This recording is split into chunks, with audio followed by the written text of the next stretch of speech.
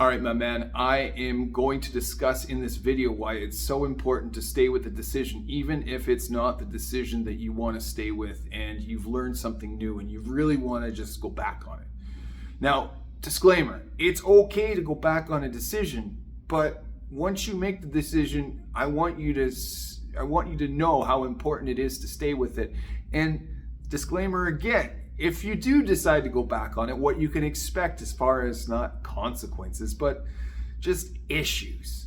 So here's what I got for you. This past summer, my family and I booked 4 tickets on the passenger train. Now, when I was younger, 2004, I worked for the train. Like, I worked on the train, the passenger service train, and it was a great experience. It paid well. I was traveling. I was interacting with people. I enjoyed it. There were life experiences with this that I gleaned, and I still go back and think about because it was a fun time in my life. Now, I wanted to bestow that essence on my wife and my kids.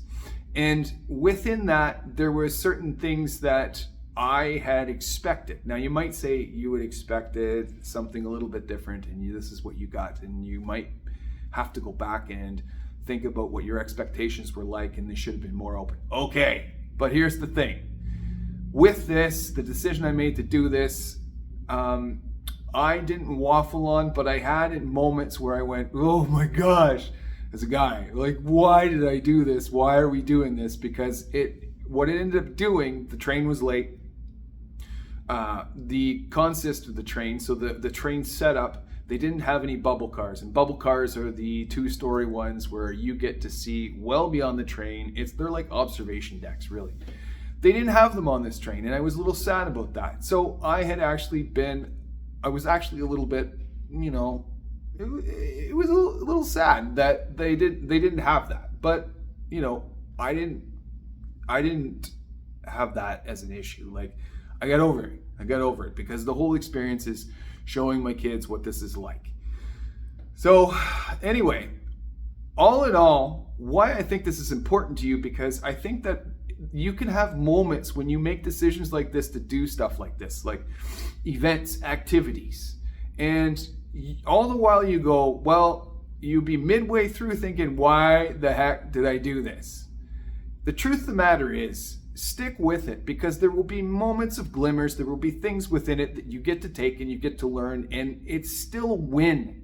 It's still a big win. My kids, they received paper trains, they loved it, they had colored pencils, they were playing, we had food, like we had brought food on the train, we had my wife and they were able to see what Dad did. They were able to see what I used to do. And at the end, when my folks came and picked us up at the station, that was a great joy, because it not only signified the end of that journey for my kids, but it was something of which my parents and my grandmother used to do when I was working. So it was like this little pattern relief.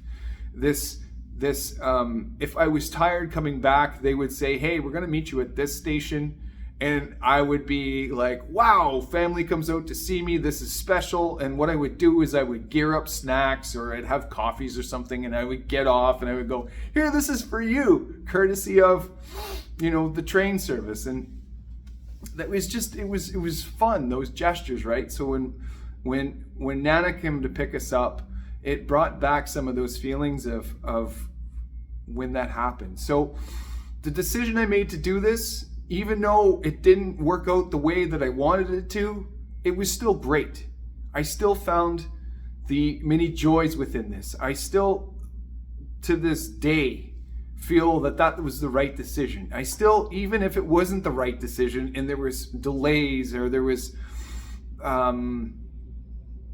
there was something else that changed where we didn't get the seats that we wanted, or maybe we didn't get the food we wanted, or something else happened, it still would have been okay, because the decision to do that actually helped me understand what my family, what their emotions would be like, how they would be surprised, if this was something we could do in the future again, or if there was something similar that we could do that was a little bit easier and not as time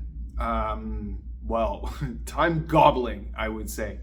So what decisions have you made lately where as a man, you've gone, oh, I don't know if that was the right one, and you've waffled a little bit? See, before I get into that question and really get you thinking about it, I want you to know that if you decide not to do something like that, if I had decided that I didn't want to do that and said, whoa, even though I bought the tickets, decided I was going to refund them, and after we had all that anticipation and excitement to do that, what it does is it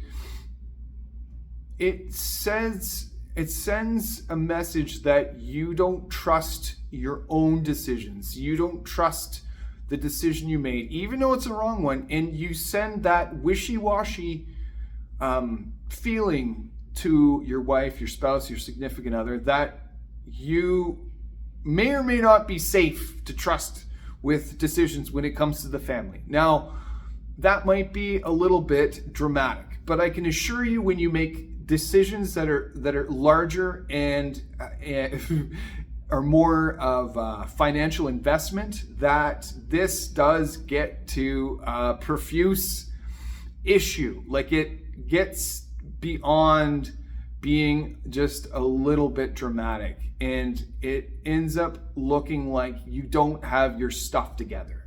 Now, what I want to say as I start to wrap all this up is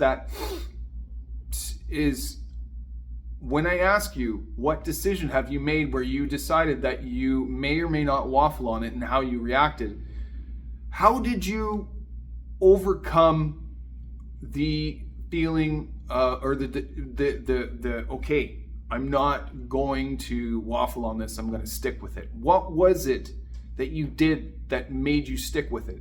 Or what was the catalyst in there that had you shift? All right, I'm looking forward to hearing from you on this. That's it. Let's do this.